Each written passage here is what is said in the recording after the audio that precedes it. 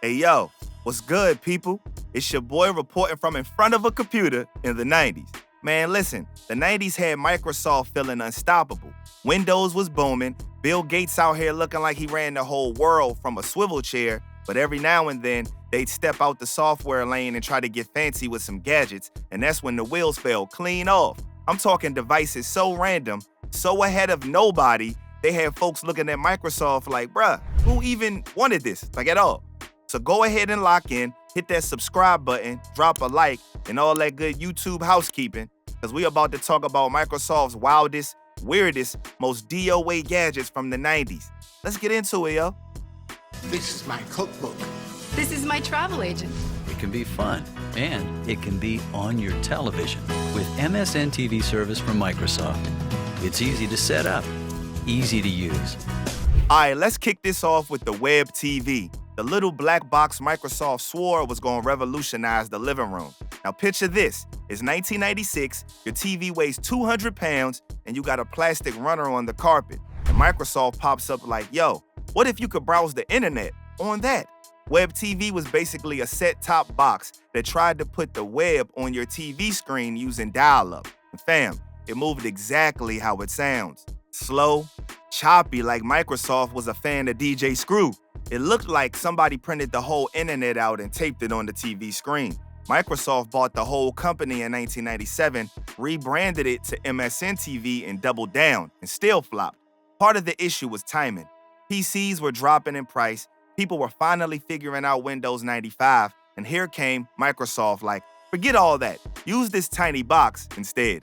Nah, by 99, most folks had already abandoned it like a blockbuster VHS rental you forgot to rewind. But even though it never caught on, WebTV did inspire some early smart TV concepts. So you gotta give it that. Thank you. The Actimates TV Pack is a terrific addition to the Actimates learning system. Now your Actimates characters will actually interact with some of the most popular shows on PBS television. All right, now this one right here, this was Microsoft at peak. We got too much money. Let's just try stuff. Actimates were those high-tech dolls, Barney, Arthur, and DW. They could talk, sing, and react to your TV shows and VHS tapes. Yeah, VHS. You'd pop in a Barney tape and the doll would start vibing right along like it was the fourth member of TLC. And don't get it twisted, the tech was actually kinda wild for 97. Infrared sensors, wireless signals, hidden microphones. Your toy low-key had more features than your flip phone. But that was the whole problem. Microsoft built the toy with Pentagon energy and Toys R Us shoppers were like, bro, why is this thing 100 plus and talking to my TV like it had bills? Kids loved it for like a week, then got scared of it when it started responding on its own. Parents hated the price, and Microsoft hated how fast they had to discontinue the whole lineup when sales tanked. This is one of those cool ideas at the wrong time situations, like FaceTime before we had good Wi-Fi. Introducing the Microsoft cordless phone system, combining the power of the computer with the latest in phone technology, with features like multiple mailboxes and 9 minutes of recorded messaging per call. Alright, now this one is straight comedy. Microsoft pulled up in 97 like, yo, what if we make the smartest house phone ever?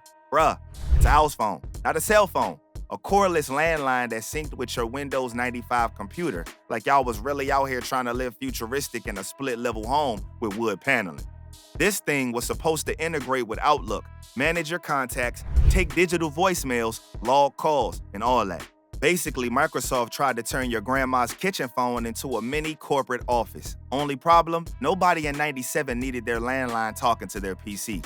Folks barely knew how to set the blinking clock on their VCR, and Microsoft over here asking families to install software just to answer the phone. And let's be real, cordless phones back then were simple. You called people, you hung up, and you prayed nobody picked up the other line and started being nosy. Nobody was syncing data, nobody was importing contacts, nobody was updating firmware on their house phone. They dropped this like it was going to change the game, and the entire market collectively hit the "nah, I'm good" face. It flopped quick, disappeared even quicker, and now it's just one of those, what were they thinking, relics of that era. Now this one right here was Microsoft trying to jump into the handheld game way before smartphones existed, and honestly, it showed. These Windows CE handheld PCs were like baby laptops with big energy, but tiny execution. Real talk, they look like something your uncle will pull out at a cookout to show he stays ahead of the curve. Then it freezes as soon as he tries to open a note. Microsoft vision was simple. Take Windows 95, shrink it, and boom, portable productivity. But the reality, CE had the look of Windows, but none of the power.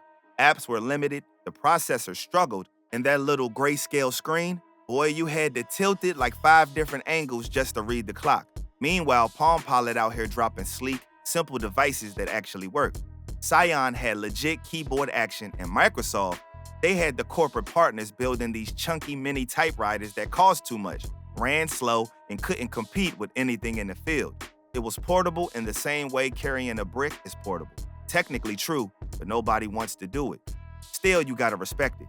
Windows CE set the blueprint for pocket PCs and eventually influenced Windows Mobile.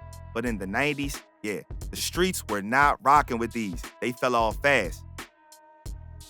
There's a new secret weapon for total domination. Microsoft's Sidewinder Strategic Commander. Sleek, sophisticated, and highly efficient. All right, let's land this plane with one of Microsoft's strangest creations ever, the Sidewinder Strategic Commander. Off rip, the joint looked like a prop from a sci-fi movie. Big, chunky, shaped like a turret off of a tank, and Microsoft swore this was about to change how people play strategy games. This thing slid across your desk like a hockey puck. You lean in left, right, forward, and backward, kinda like driving a forklift just to move your troops in the age of empires. It had buttons everywhere, macro keys, a mode switch. The whole layout looked like the mission control from a budget spaceship. Conceptually, not terrible, but realistically, half the gamers didn't even know what they were looking at. RTS fans were like, bro, I already got a mouse. What do I need this for? And casual gamers were like, nah, I'm good, bruh. And everybody else was just confused. Plus, it dropped at 99, right when PC gaming was blowing up with simpler, faster setups.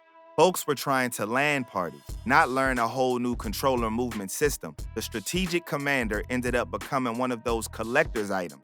Not because it was fire, but because it was so weird and so random that people grabbed it just to say they had one. Dope idea on paper. Big flop on them shelves.